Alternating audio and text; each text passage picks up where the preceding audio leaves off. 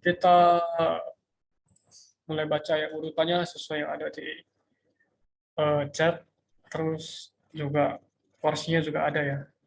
Di Kisah Para Rasul pasal 8 ayat 4 sampai ayat 25. Sebelum itu kita masuk ke garis besar terlebih dahulu ya. Kalau kitab Kisah Para Rasul kan itu kitab tentang apa ya? Kisah para rasul. Kisah tentang para rasul ya, kisahnya mereka. Tapi gak hanya kisahnya mereka, berakhir di kisahnya mereka. Dan kisah ini masih berlanjut sampai hari ini. Karena kalau kita lihat endingnya itu nggak jelas. Artinya kisah ini masih berlanjut sampai kita hari ini. Nah, kalau kita lihat pembagiannya ya, kisah para rasul itu dimulai dari pendahuluan, persiapan, dan perkembangbiakan. Karena inti dari pokok dari kitab para rasul adalah bicara mengenai perkembangbiakan. Apa yang dikembangbiakan yaitu Kristus diperkembangbiakan sehingga menjadi gerejanya kerajaan Allah, yaitu tubuh Kristus. Nah, perkembangbiakan ini dibagi menjadi dua tempat yang berbeda dan dengan dua kelompok yang berbeda. Yang pertama di Yudea melalui ministri sekerja Petrus, dan di Yudea itu khusus kebanyakan adalah untuk orang-orang Yahudi ya. Kemudian yang di tempat yang kedua yaitu di tanah kafir melalui ministri kelompok Paulus. Jadi kelompoknya Paulus ya khusus untuk orang-orang non Yahudi ya.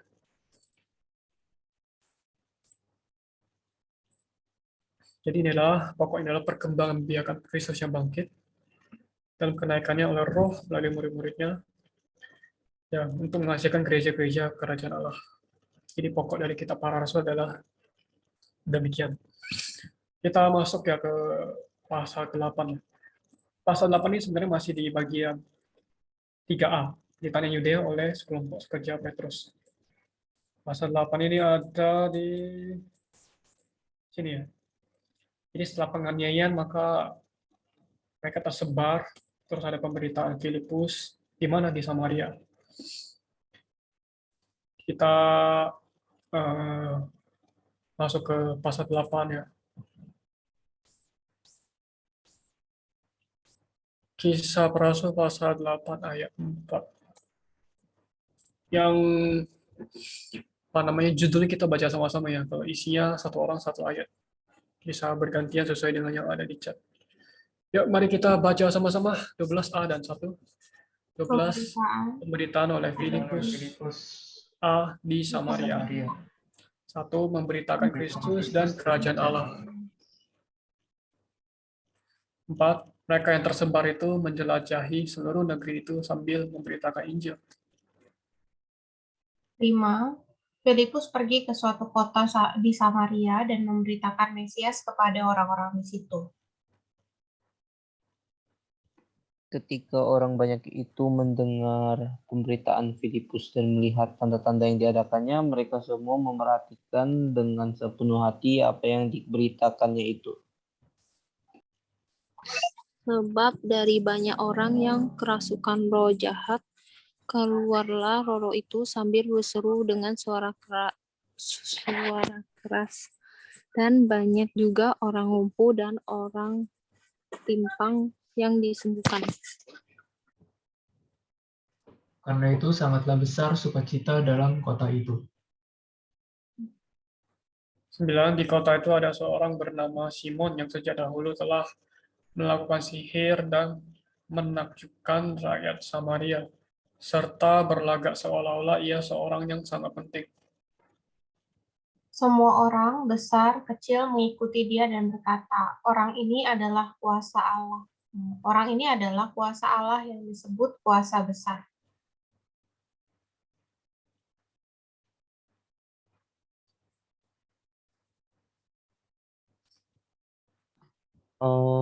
Karena mereka mengikutinya karena sudah lama ia menakjubkan mereka dengan sihirnya. Tetapi sekarang mereka percaya kepada Filipus yang memberitakan Injil tentang kerajaan Allah dan tentang nama Yesus Kristus, dan mereka dibaptis, baik laki-laki maupun perempuan. Simon sendiri juga percaya, dan sesudah dibaptis ia senantiasa bersama-sama dengan Filipus, dan takjub ketika ia melihat tanda-tanda dan mujizat-mujizat besar yang terjadi. 2. Diteguhkan oleh para rasul. 14. Ketika rasul-rasul di Yerusalem mendengar bahwa tanah Samaria telah menerima firman Allah, mereka mengutus Petrus dan Yohanes ke situ. Setibanya di situ, kedua rasul itu berdoa supaya orang-orang Samaria itu beroleh Roh Kudus. Sebab Roh Kudus belum turun di atas seorang pun di antara mereka, karena mereka hanya dibaptis dalam nama Tuhan Yesus. Kemudian keduanya menumpangkan tangan di atas mereka, lalu mereka menerima Roh Kudus. Ketika Simon melihat bahwa roh itu diberikan melalui penumpangan tangan rasul-rasul itu, ia menawarkan uang kepada mereka.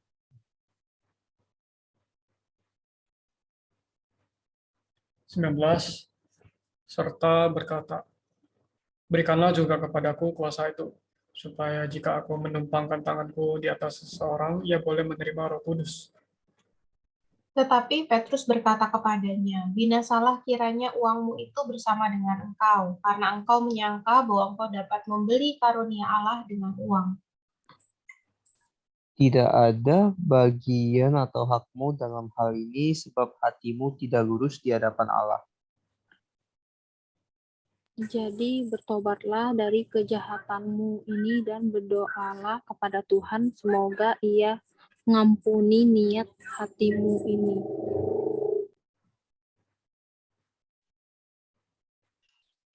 Sebab kulihat bahwa hatimu telah seperti empedu yang pahit dan terjerat dalam kejahatan.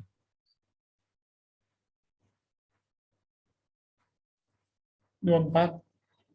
Jawab Simon, hendaklah kamu berdoa untuk aku kepada Tuhan, supaya kepadaku jangan kiranya terjadi segala apa yang telah kamu katakan itu. Amin. Setelah keduanya bersaksi dan memberitakan firman Tuhan, kembalilah mereka ke Yerusalem, dan di dalam perjalanan itu, mereka memberitakan Injil dalam banyak desa di Samaria. Amin. Ada lagi yang mau, oh ya, pembacaan kita selesai sampai di sini ya, dari 4 sampai 25. Ada yang mau sharing? Atau nggak ada yang mungkin bertanya?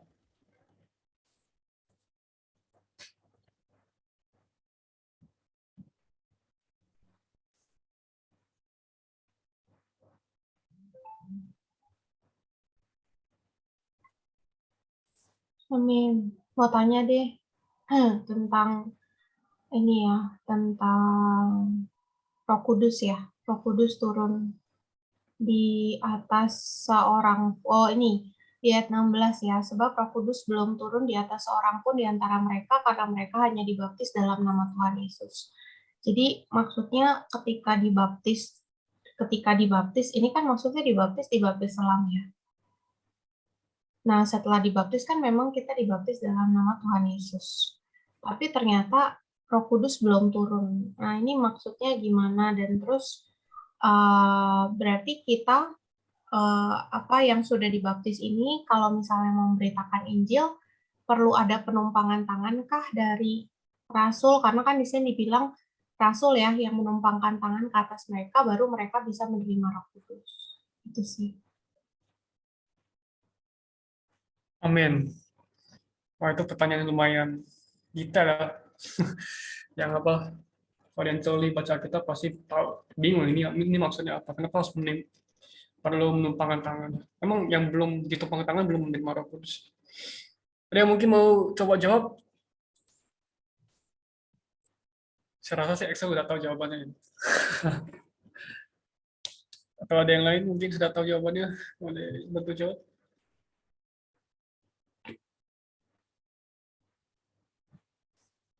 Ini kita sifatnya diskusi ya. Ada clue nggak? Sebenarnya aku tadi mau tanya juga. Tanya juga, ya udah tanya lagi deh. Nanti dulu, nanti dulu. Enggak, sama pertanyaannya. Oh, Sama pertanyaan persis. sama ya? Oh, oke. Iya. Oke, kira udah tahu jawabannya. Oke, kalau gitu itu perlu baca lagi sih di apa namanya yang sebelumnya sih di awal-awal ya. Jadi kalau eh, sama seperti Tuhan Yesus ya. Jadi Tuhan Yesus itu ketika dia dilahirkan, dia kan dilahirkan dikandung dengan Roh Kudus. Terus ketika dia dibaptis, ada Roh Kudus turun ke atas dia. Apakah itu dua roh yang berbeda? Enggak, itu roh yang sama. Cuma di aspeknya beda. Nah, satu aspeknya esensial yang untuk di dalam, untuk apa adanya Tuhan Yesus. Dan yang kedua, yang ketika Roh Kudus turun di atas, itu adalah di aspek ekonomikal. Adalah untuk ministerinya, untuk pelayanannya. Dan bagi kita manusia juga sama. Kita ada dua aspek juga, yang esensial maupun aspek yang ekonomikal. Nah, mereka sudah dibaptis dalam nama Tuhan Yesus, sudah pasti mereka sudah menerima yang namanya roh di aspek esensial yang ada di dalam.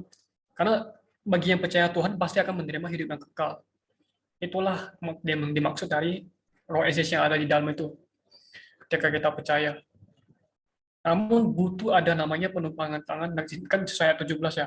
Kita butuh satu aspek lagi gitu, yaitu menerima Roh Kudus di atas. Jadi beda di dalam sama di atas. Satu di dalam, satu ke atas. Bahkan bahasa Yunaninya beda.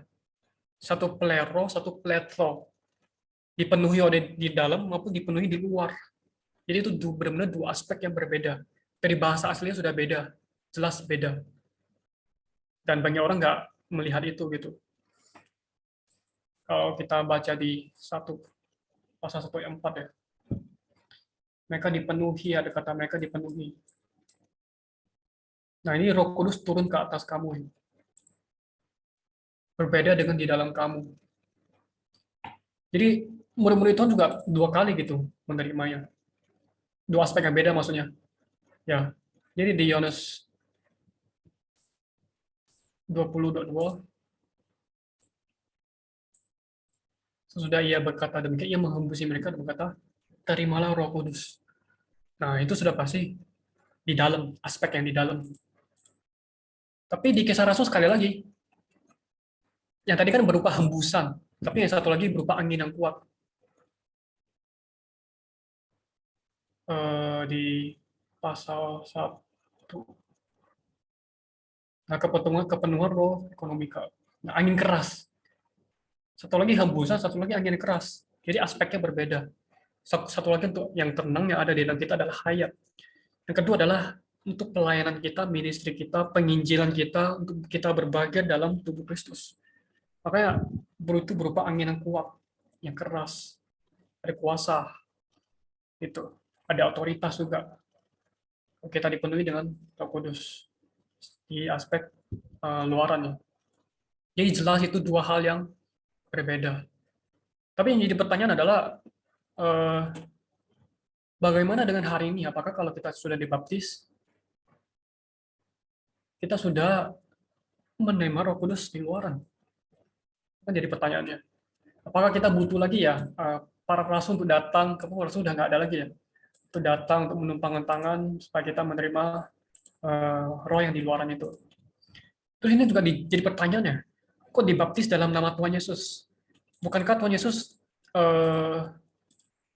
menyuruh mereka untuk dibaptis dalam nama Bapa, Anak, dan Roh Kudus? Apakah si Filipus sesat ya? Kan dibaptis dalam mana ya? Dalam nama Tuhan Yesus, bukan dalam nama Bapa, Putra, dan Roh Kudus. Apakah benar dia sesat? Nah, itu dua pertanyaan ya. Tapi kita perlu balik lagi ke catatan kaki yang 1:4 ya. Ada janji. Nah, janji ini Bentar ya.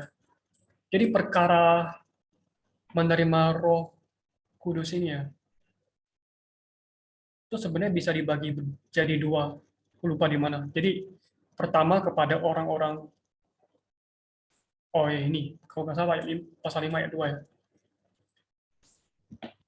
Sebab Yohanes berbaptis dengan air, tidak lama kemudian kamu dibaptis dengan Roh Kudus.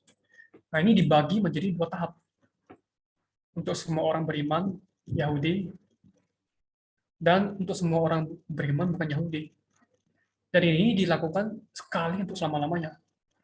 Sekali untuk selama-lamanya. Dalam dua bagian ini semua orang beriman sejati dan Kristus telah dibaptis dalam Roh Kudus ke dalam satu tubuh Kristus sekali untuk selama-lamanya. Nah, jadi ini spesial gitu. Janji mengenai dibaptis dengan Roh Kudus itu spesial. Hanya terjadi dua kali. Maksudnya terjadi sekali untuk selama-lamanya, berlaku untuk selama-lamanya. Jadi nggak perlu nggak perlu sama seperti itu lagi gitu. Dan kemudian ini juga ada maksudnya kenapa perlu para rasul gitu. Kenapa masih perlu diutus Petrus dan Yohanes? Karena kita ingat ya pokok dari kisah para rasul adalah bicara mengenai perkembangbiakan Kristus yang bangkit untuk menghasilkan gereja-gereja kerajaan Allah. Jadi perkara perkembangbiakan itu nggak bisa terpisah. Jadi ketika Filipus dia menyebar ke tempat lain, bukan berarti dia memberitakan Injil terus bangun gereja sendiri. Itu artinya perpecahan. Nah, jadi Filipus itu masih perlu tergantung dengan dari Yerusalem. Jadi kalau kita baca flow-nya ya, arah perkembangbiakan itu dari Yerusalem, Yudea sampai Samaria. Jadi nggak Yerusalem sendiri, Yudea sendiri, Samaria sendiri gitu. Tapi benar-benar mengalir apa namanya perkembangbiakannya. Nah, ini artinya Filipus ini nggak bisa sendiri. Dia masih butuh Petrus dan Yohanes. Jadi supaya mereka itu diterima ke dalam satu tubuh. Artinya gereja itu nggak bisa terpisah-pisah, mesti ada dalam kesatuan gitu.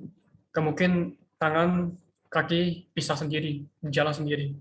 Perlu ada namanya koordinasi, saling tergantung gitu.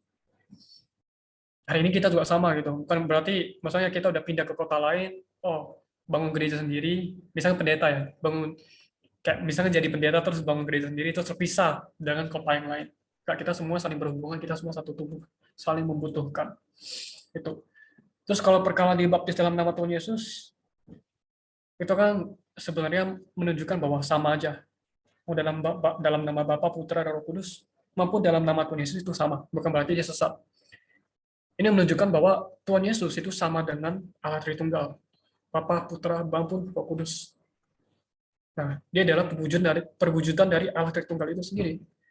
Jadi, mau Allah Tritunggal, mau Tuhan, dalam nama Tuhan Yesus itu sama. Nggak ada bedanya. Nah, ini mengacu kepada satu persona. Ya, dibaptis ke dalam nama Tuhan Yesus sama dengan dibaptis dalam nama Bapa, Putra, dan Roh Kudus, karena sama ya. Oke. Mungkin sudah terjawab pertanyaannya. Mungkin ada yang mau bertanya lagi.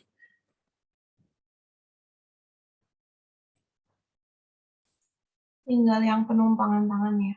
Tadi kan dibilang kedua 17 ayat 17 ya tadi dibilang mereka menumpahkan tangan, lalu kan dibilang kan penumpangan tangan tuh untuk menyatukan ya tadi bilang ya, nggak ada yang berbeda. Terus kalau misalnya sekarang, zaman sekarang nih kita mau memberitakan Injil atau mau bawa orang percaya Tuhan atau tanda kutip membawa mereka dipenuhi dengan Roh Kudus ya, secara ekonomikal maupun kalau esensial kan udah pasti. Kalau secara ekonomikal berarti harus ada penumpangan tangan dulu kah? Atau gimana? Sebenarnya nggak ada. Kalau masalah penumpangan tangan itu sebenarnya lebih mengacu kepada apa ya?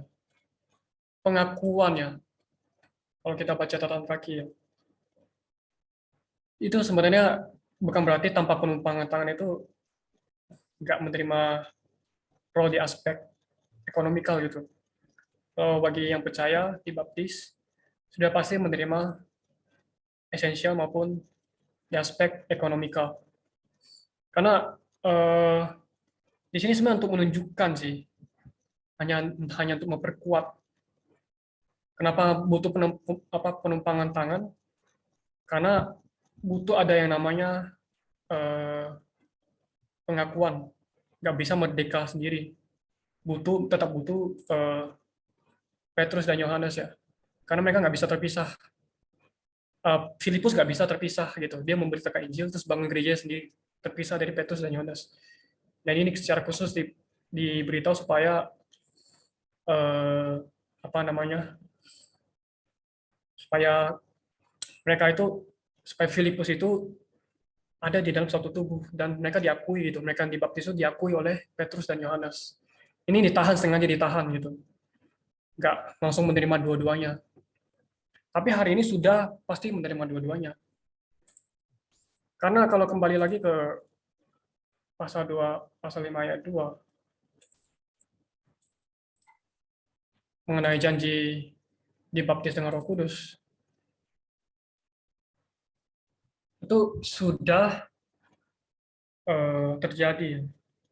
Yang pertama di Pentakosta mewakili orang Yahudi, yang kedua di rumah Cornelius mewakili orang non-Yahudi. Jadi ini sekali untuk selama-lamanya gitu. Jadi bagi kita yang sudah dibaptis dan kita termasuk orang non-Yahudi, itu sudah menerima dua aspek itu. Gitu.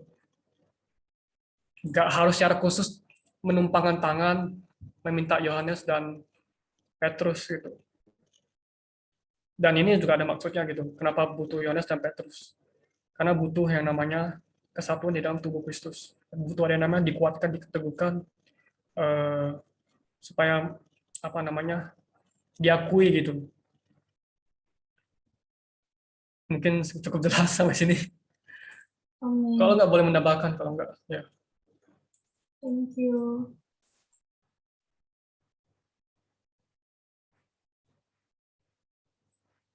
Mungkin ada lagi yang mau mungkin bertanya atau nggak mau sharing?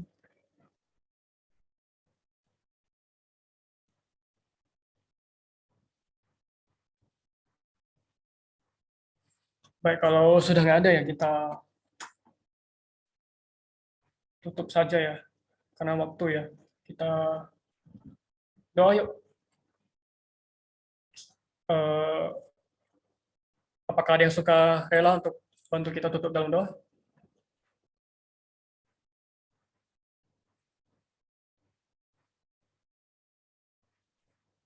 Excel boleh bantu kita tutup dalam doa.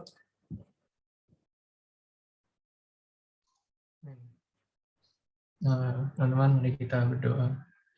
Tuhan, terima kasih Tuhan atas firman malam hari ini. Dan dari membaca firman-Mu, nanti kamu boleh memberi menerangi kami.